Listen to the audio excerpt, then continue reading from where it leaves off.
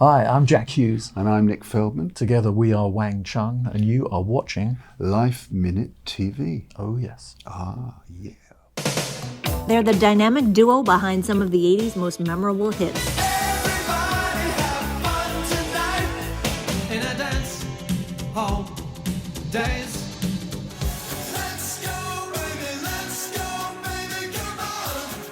Now Nick Feldman and Jack Hues of Wang Chung are looking back on the band's more than 4-decade-long career on their new retrospective compilation album, Clear Light, Dark Matter, on CD, digital, and black and white vinyl. The pair dropped by the LifeMinute studios recently to tell us all about it and more. This is a Life Minute with Wang Chung. Clear Light, Dark Matter is a new album that we've released. It came out May 9th. We wanted to make a physical product rather than just having a download scenario. So we designed it to be 2 vinyl albums or 2 CDs. Album 1 is the hits, as we know and love them. From Don't Let Go, our first American single, If you need me, don't let go. I won't give up on you. through to Space Junk, which was a single we released in the 90s. It is for space junk. And then second album is rarities, outtakes, that sort of stuff. And that takes you from the very first single we released in the UK called Isn't It About Time We Were on TV, Isn't it about time we were on TV? up to a new remix of Everybody Have Fun Tonight by Eric Cupper. Everybody have fun tonight And in between there are things like the demo to Dance All Days, in a dance hall days. to Live and Die in LA, To live and die in LA. a track called Ornamental Elephant, The ornamental elephant elements in us all. all kinds of stuff. So there's some rarities on it, stuff that we've never released. In fact, one of the hits that we had, Fire in the Twilight, which was in Breakfast Club, we decided to put a live version of that because we're releasing a live album that we recorded last year in Toronto, and it's a really good version of it. So we thought that might be cool just to widen things out even more. So it covers a lot of ground, Clear Light, Dark Matter. I guess we've been working on that for 4 or 5 years really, looking at re-releasing the back catalogue, and it was like, well, how do we introduce it, because to do things chronologically, although that's very neat, doesn't really work commercially. So we thought if we do a sort of overview of our career, that would be a good way to start and reintroduce people to Wang Chung, and also get people to see that, because for a lot of people, Wang Chung is Everybody Have Fun Tonight, Everybody Wang Chung Tonight, and really, so it's to sort of say, well, yeah, it is that, but it's also Dance All Days, it's also To Live and Die in LA, the soundtrack, it's also Wang Chung, the first album we did. Yeah, trying to give a sense of the scope of the band.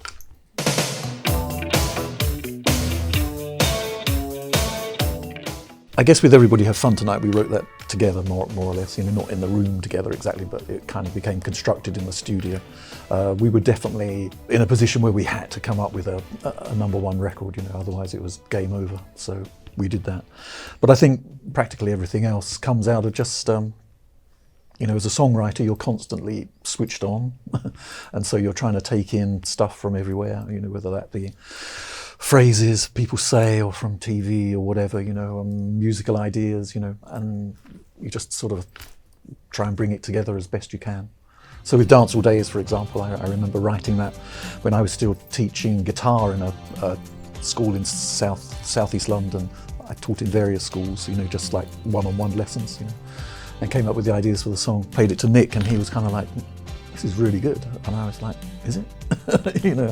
But everybody we played it to, we did a demo together and developed it between us, and everybody we played it to was really into the song, So I don't know what it is that makes a hit song, but somehow we'd struck on it with that, and everybody knew it from the beginning, so it's interesting.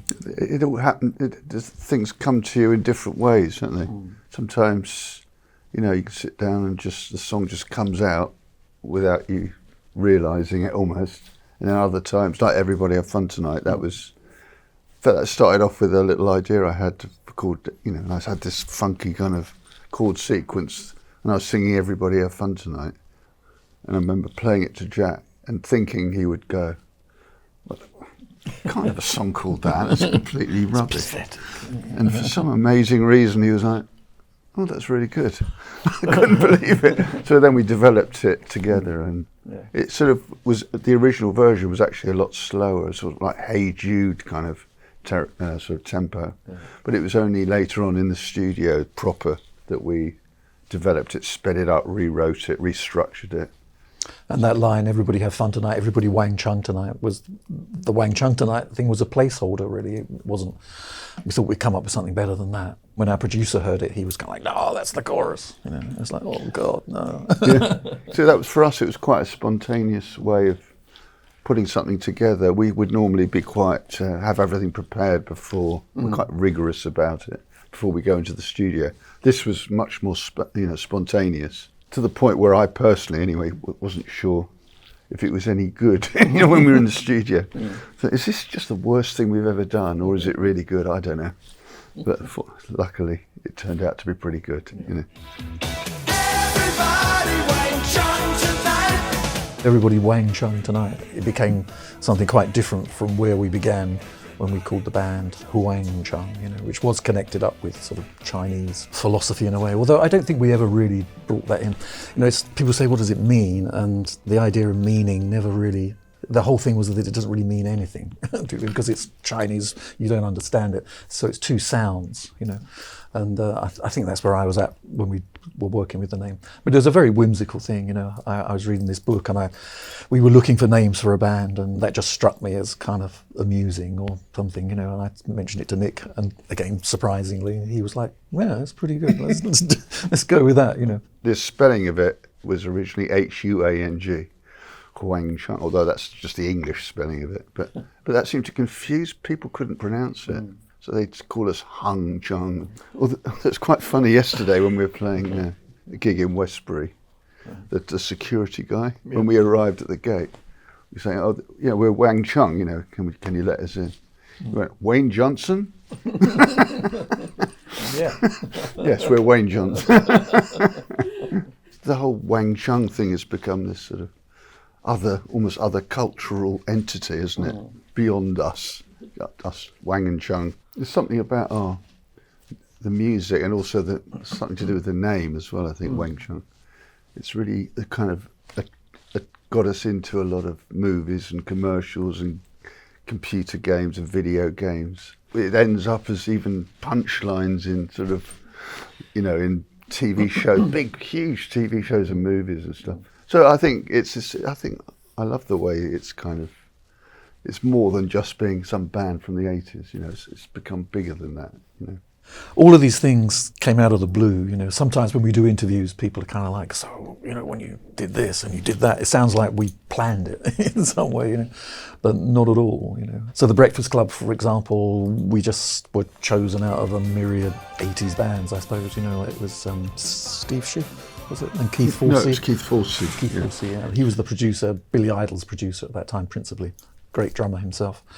Sent us the song. We, in a typical way, or maybe me more than Nick, but I was a bit, no, it's okay. But can we sort of fiddle around with it a bit, Which is what we did. We changed the chorus and came up with this Fire in the Twilight thing. I can't remember why I came up with that, but we just tried to make it a little more quirky than the more straight ahead thing that we were given initially, But again, we had no sense that Breakfast Club would become this iconic movie and so important for so many people. So this year is the 40th anniversary, So there's a whole sense of that movie being, culturally right in the middle of what people think of as the 80s, Now people say, what is it about the 80s that makes people keep coming back to it, So I guess part of that is the generation of people that were growing up with MTV, and so the music that you listen to between the ages of sort of 6 or 7 through to 18 maybe, I think stays with you, whatever decade you're in, But I think people now come back to the 80s as this kind of golden age, in a way, where things seemed like optimistic, and of course, living through it, it wasn't like that at all. Do you know what I mean? It was, Ronald Reagan being president seemed just as absurd as Donald Trump being president. You're kind of living with it. I guess there was no social media, obviously, so maybe there was less of that sort of polarisation and more of a sense that everyone was on the same page. And I suppose media was all sort of one message in a sense, you know. Well, and MTV was a massive part of that. Absolutely. It was the first, certainly in America, wasn't it? Yeah. Because radio was all formatted into different sort of genres and stuff. And was different city to city as well, wasn't it? Yeah. But MTV brought it all together into one. Bit more like in the UK. We have like a national radio station, Radio 1. So it plays all different types of stuff, all, you know. But in America, I don't think that was the case before MTV. And we were lucky that our timing was called the British Invasion. So a lot of British bands were doing slightly more quirky videos and stuff, which fitted in perfectly with the MTV remit, you know. Yeah. So from the get-go, when we arrived here, because we hadn't been to America before, so, you know, we were sort of getting recognised in all sorts of, on the street, you know what I mean, in the most obscure places around America. It was amazing for us, you know. Rick Springfield's I Want My 80s Tour 2025, starring Rick Springfield, John Waite, Wang Chung, Paul Young, and John Cafferty. It's a really good show. I think the musical journey, you know, from each band to band is great. I think we all fit together really well. I think we all kind of respect each other. You know, I think we enjoy watching each other's show. So there's a mutual respect there. We're not the same by any means, although we all sort of had most of our success in the 80s. Audiences seem to really enjoy it. The bands are enjoying it. No, it's a really good experience, a good musical journey. It's a sort of rock show as well, I think. I noticed that some of the 80s shows we've done, the audiences dress up in all the kind of what they consider to be 80s, you know, funny wigs and spandex and luminous colours. Whereas this is more kind of people who are out to see bands perform. It's more in that central American rock thing, you know, and certainly John Waite embodies that. He's just the most amazing singer. God knows how he does what he does every night, you know. Yeah, and then Rick has a very kind of rock presence, you know. And I think Wang Chung does as well these days, you know, from being perceived initially as a sort of MTV band and things being slightly kind of artificial in a way. I think the fact that we're players really comes to the fore, you know. We do a version of To Live and Die in LA, which sort of extends the last section with solos and stuff. I've done some work on solo albums in the last 5 years, and there's a magazine in the UK called Prog Magazine, which has reviewed my work there and always very supportive, you know. But they reviewed Clear Light, Dark Matter recently, and called Wang Chung the prog adjacent band, Wang Chung. And we like that, you know. So I think, again, because of the different projects we did, and especially To Live and Die in LA, which kind of enabled us to create these biggest, well, longer form soundscapes and the instrumental stuff, you know. You know, that's one of the areas where people can come to us, do you know what I mean? And then there's the party side with Everybody Had Fun Tonight, and then the more kind of art rock stuff of Dancehall Days and Points on the Curve, that sort of thing, you know. We're lots of different things, Wang Chung. We've always been that, which in some ways has confused people. I think when people hear us doing everything together in one set, they're kind of like, oh yeah, they did that, oh, yeah. And I think it's, as Jack just said, it goes from quite sort of left field stuff through to the real big hits. And I think it's a good, interesting set. And I think we want to do a good show, and we're taking it seriously, although we're having fun at the same time. We're not just phoning it in, I think, which maybe some heritage bands can do. So, yeah, it's good. I think we're... Yeah, I think at the time, you know, what this sort of Points on the Curve to Live and Die in LA to Mosaic to Warmer Side of Cool, each of those albums was quite different in character. And for Geffen, our record label at the time, I think it was hard to market us as one thing. But from this more distant perspective in time, you know, the 80s now is this large umbrella that actually covers a lot of different styles of music, you know. So we fit into all these different places. I guess because we have a very distinctive sound, that's what sort of makes it all hang together, basically, because it's not like 4 different bands on those 4 different albums. It's definitely us, but we're approaching the music from a slightly different direction, you know. And that all works better from this point in time than perhaps it did at the time. We took about 20 years off at the end of the 80s, early 90s. But to then recover. We've been doing it together, so to speak, since 2005 or something like that. Yeah.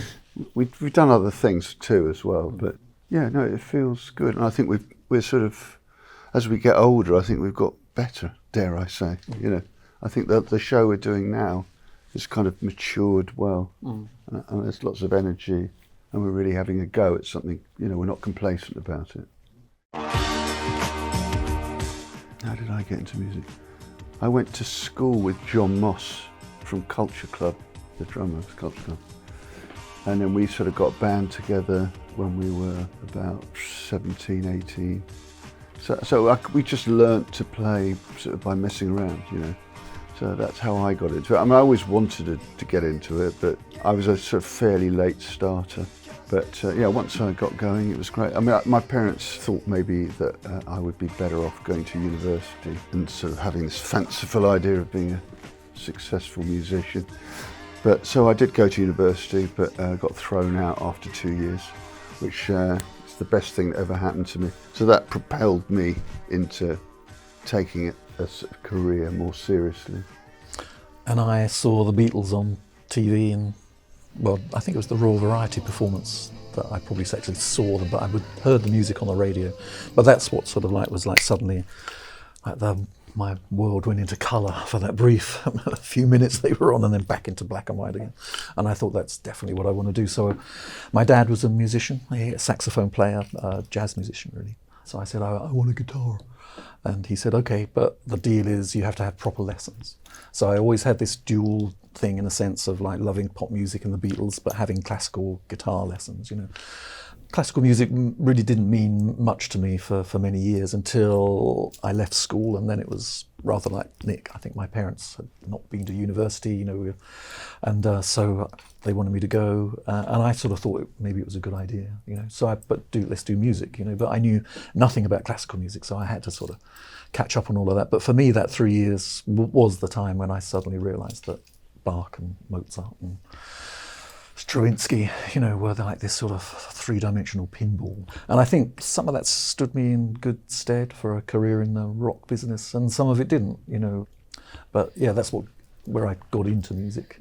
And I think when I left the Royal College of Music, I had heartily sick of sort of learning about music by that time, you know. But punk was just coming into the mainstream, really, I suppose, you know. And that was a real inspiration, you know, that you could just kind of stand there and do your thing, and it didn't require all of this technique and learning and stuff. You could bring a total spontaneity to it. And that's when I met Nick. And I knocked it all out of him. I had to unlearn everything. I mean, I was doing all this sort of punky stuff with all these weird kind of Well, that's chords. the thing, it's punky stuff. Yeah. But you had C major 7 chords and stuff, you know, which that's what I thought, well, this is cool, you know. Because I was really into Frank Zappa and people like that, so I'd come, but then we both got inspired by punk, you know, and the possibilities of actually getting something past the sort of gatekeepers of the music industry. So it was a very motivating time. So I'd done these demos, and then that's when I sort of advertised for a guitar player. I put an ad in Melody Maker, the music magazine, and made myself look kind of important, which I totally wasn't. Then Jack was one of the people who turned up for the audition, and that's when we met, and he stood out from everyone else. So that's when we started working together. And then we both realised we had sort of coming from different directions, but a similar common kind of view of music. And I guess a lot of that was an interest in American rock and funk and soul and that sort of thing. Because I think at that time, punk was great and everything. It was quite insular, and it was also quite UK oriented in a sense, you know. And I think, you know, we were listening to the Tubes and the Ramones and Television and Blondie and these sort of bands. They probably meant more to us in a sense than the Pistols and the Clash, you know. So it was that more diverse thing. Yeah. Again, Wang Chung is all about that diversity. We sort of operate on all different levels and different areas of music, and we sort of somehow hybridise it all into this thing called Wang Chung. And I think all those things, you can sort of hear them in the musics, even, you know, things like Everybody Have Fun Tonight. That covers quite a lot of ground, actually, that song. And I think what you were saying before about how the 80s now, people sort of, they're much more prepared to embrace the 80s as a sort of overall thing rather than I'm just into goth music or just into electronic synth pop. Or there's a much more acceptance of a sort of community, you know. And I think it's really good for us now, I think, that we can operate in all those different areas. And I think that's partly to do with the culture of streaming and, you know, that it's no longer you just buy an album and play it to death sort of thing. You know, you've got this kind of cosmic jukebox, you know, at your fingertips, you know. And I think at that point Wang Chung becomes really interesting, you know, because there are all these influences from the Beatles through to, I don't know, Prince and kind of the stuff that was going on at the time, you know, but via funk and stuff like that, you know. And I think the funk element in what we did was probably quite unusual in English bands. Getting signed to an American record label was probably the most important thing, you know, so that rather than like most UK bands have a UK record deal and then they break America, or they don't, you know. Whereas for us, we were signed directly to Geffen Records in Los Angeles. So in fact, our reputation in the UK is sketchy, to say the least, you know, because we were never really marketed in the UK, you know. For an American record label, effectively to try and break us in the UK, they considered to be a waste of money, if not time, you know. So, yeah. Which is great. Yes, we love America and we love working here. Well, I live here now. So yeah, and he lives here now. So. I got married last year and my wife lives in Austin, Texas. So I have moved from Canterbury in the UK to Austin. I mean, we've spent a lot of time in the States over the years touring, but to actually live here is really quite different, you know. But real life in Austin is great. I love the climate. My son is married to an Italian girl from Naples. So I spent quite a lot of time in southern Italy. There's something about the climate in Austin that's very similar to southern Italy, you know, and people are different, but the landscape is similar. And some of the, you know, the hill country outside of Austin is very beautiful. And of course, there's lots of fascinating musicians there as well, you know. Seems to be a lot going on there. Yeah, no, there If you're going to live in America, it seems like a good place right to now, live. I think it is, yeah. I mean, he abandoned me, but I'm very upset. But there we go. Okay, why don't we shoot? He's offset. I've got the slate. I think working with Bill Friedkin on To Live and Die in LA was one of the great career highlights. I remember us going to see the first rough cut of the movie because we did the music, the instrumental music, without seeing the movie. And to see those two things come together, the music and the visuals, was just an incredible experience. You know? That was a high point. Yeah, really amazing. Points on the Curve album, the one with Dance All Days on, we recorded that at Abbey Road Studios. But we're both, as Jack said, you know, we're big, huge Beatles fans. So to record it in Studio 2 at Abbey Road, before it had all been renovated, so it still had this sort of authentic sense of the Beatles there, was just amazing for us, you know. We had quite an extraordinary moment there as well, because I'm a left-handed bass player, and when we were recording Dance All Days, the bass sound wasn't quite right for that song. So the engineer, who was, you know, our engineer, Ross Cullum, said, I think I can get you another instrument, just sort of wait there, guys. So he disappeared for 15 minutes, and then this guy walks in with a left-handed bass guitar saying he's from the bass rental company. And we're like, oh, great. And then it turned out to be Paul McCartney. So he lent us his bass, which we used to record on Dance All Days. So that was a huge moment for us all, you know. Another career highlight, working with Peter Wolf in LA on Everybody Have Fun Tonight, that album, and the one after. He knew all the sort of session players in LA because he had been in Frank Zappa's band. So he brought all kinds of people in to play and sing on the record, particularly Saida Garrett. Saida at that time was working with Michael Jackson. She wrote Man in the Mirror for him, you know. And she's singing on Everybody Have Fun Tonight, and she used to sort of hang out at the studio. And she did some shows with us, yeah, she did, TV shows with us. Yeah. So that was great. And we toured with Tina Turner in '87. Yeah. That's pretty amazing. Yeah. And the Cars in '84. We were doing these huge places, you know. Yeah, we were their sort of opening act, you know. So those were pretty amazing moments. We got approached by these people, how many years ago? 4 or 5 years ago. Plus. And one of them, it was an astronaut, a famous astronaut called Nicole Stott, and it was her husband's 50th birthday, Chris Stott. They both are big fans of Wang Chung, and I think they wanted us to do a sort of a little acoustic show for this 50th birthday party, just to them and a couple, like 3 or 4 other members of their family. So we were like, oh, that's interesting. So we did that, and in that process we became friends with them, and they were telling us their plans for a mission to the moon. Chris is one of the most sort of positive, can-do people you're ever going to meet. You know? Yeah. And his company, as I think, is a sort of data storage type company.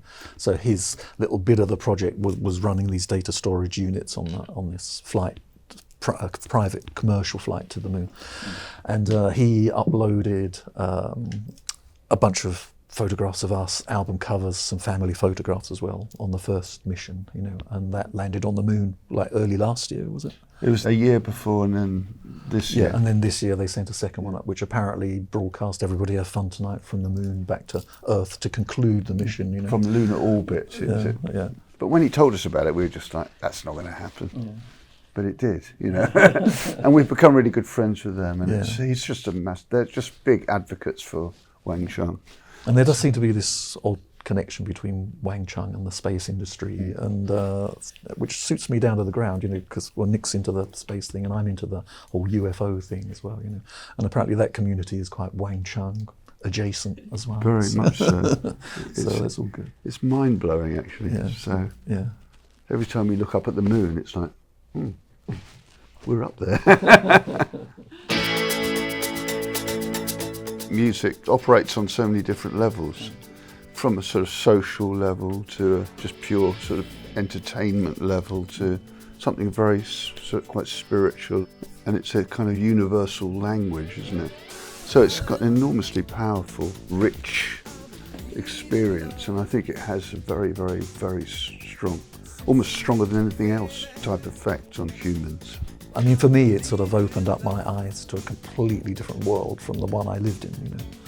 So that was, I guess, in the late 60s, early 70s, you know. Rock music was this kind of gateway, in a sense, into a much more colourful world, you know.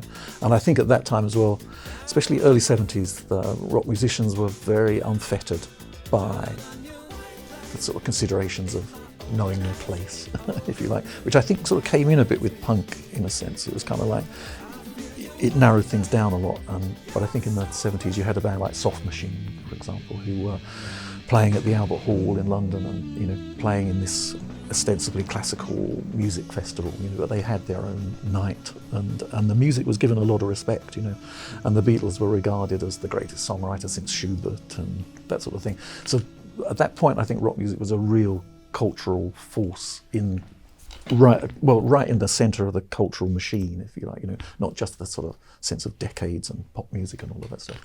So it was a fascinating time to grow up with all of that stuff. You know. It actually, you know, instigated a social revolution. If you start playing music, learning an instrument, and then hanging out with musicians, and it does change your world, you know. Certainly broadens it and gives you access to a whole sort of world of ideas and culture and stuff, you know. And if you start really getting into it and going back into the roots of the music, whether that be in the Mississippi or Vienna, you know, it keys you into different ways of thinking and transformation. I think that's what it's about, really, you know. Something I'm very interested in is education. You know, music education, I think, is a very important part of your overall education, you know, as is, you know, visual arts and literature. But all of those things really are empowering subjects, you know. They encourage you to think and ask questions, you know. And I get that education these days is not geared up around those qualities, you know, but we need to keep music high on the list of subjects for kids, you know. Just don't hang out with musicians. It's terrible. I get played all sorts of stuff. Like I taught songwriting for a while at the University of Canterbury, and so some of my students would bring me stuff. So I remember listening to the Books. There's a band called Dungan as well. But there's one of their albums. It's got 2 owls on the front. But really fantastic. And they're a sort of modern proggy kind of band, you know. So all kinds of stuff, you know. Nick is really into Lewis Cole. Yeah, I love Lewis Cole. We had a bit of on one of the drives we had, you know, because there's a lot of travelling on this tour. We had a bit of a Lewis Cole evening, didn't we? Yeah. And that was great. Although it wasn't travelling, was it? Where were we? Well, we took over a bar We did do it somewhere, didn't we? travelling, and we did it in a bar somewhere. We The guy just commandeered the gave bar. us the TV remote. And then I love Kendrick Lamar, actually. I've loved To Pimp a Butterfly album, I think. It's just brilliant. One of his songs we used for my dance at my wedding, actually. So that's proof that I like him. How do you relax? God, I never relax. Well, I've just moved home, and we've been doing huge renovations on this house we bought, which nearly drove me insane.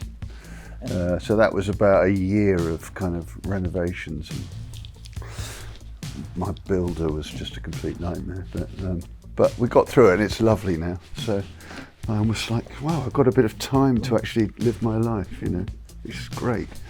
Then that's all full of touring, so I haven't had a chance to. I haven't seen your house for the last 6 months. Exactly. But yeah. On this tour, so the schedule of playing shows is pretty heavy, but the travelling is very sort of arduous. Well, I've found it, so I've got more used to it now. But in those first few shows, I sort of lost my voice, and I had to kind of Bob Dylan my way through. Everybody have fun tonight a bit,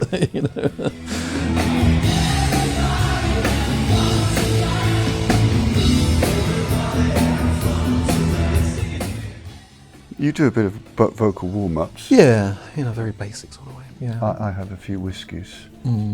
that's his warm-up. But only a little, just to take, give me a bit of a...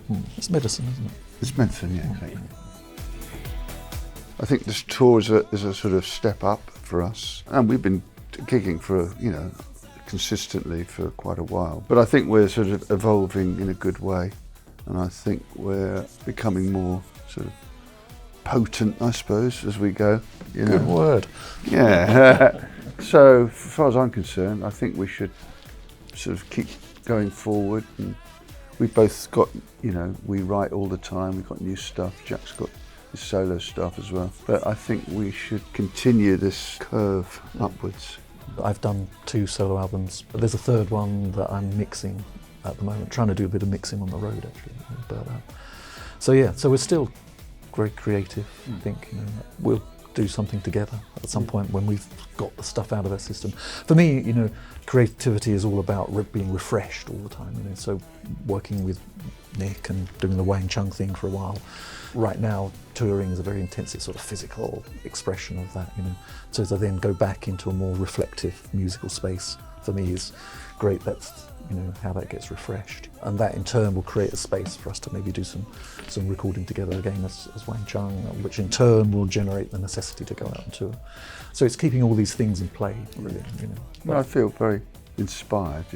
I've got a lot of songs I've been writing, so I really want to get those recorded. Well, some with Jack and some myself, much like he's done. But I think we're both very alive creatively. And I think, compared with the 80s, if you wanted to record a song, as it were, with a professional sound, for want of a better word for it, you needed to be in a studio, you needed to have an engineer and all the paraphernalia. Whereas now, you can do stuff on a laptop, and it's so much easier to get ideas from here, sort of realised. Also, the means of distribution were... Yeah. I mean, you had to basically have a record deal. Now you could put your stuff up on Spotify or whatever it is, and you're sort of distributed to the whole world. There is a major worldwide outlet, which is. And the paradox, inspiring. I think, is that it seems like people are obsessed with you can record a song in the afternoon and have it up online that evening. But I think the fact that there's this permanent repository of all the songs means that people come to the music much more slowly, in a sense, than they used to. So when everything was going through this bottleneck and releasing a single was a big deal. Now I think the release isn't such a big deal. It's how it then develops and how you sort of encourage people to come to that space.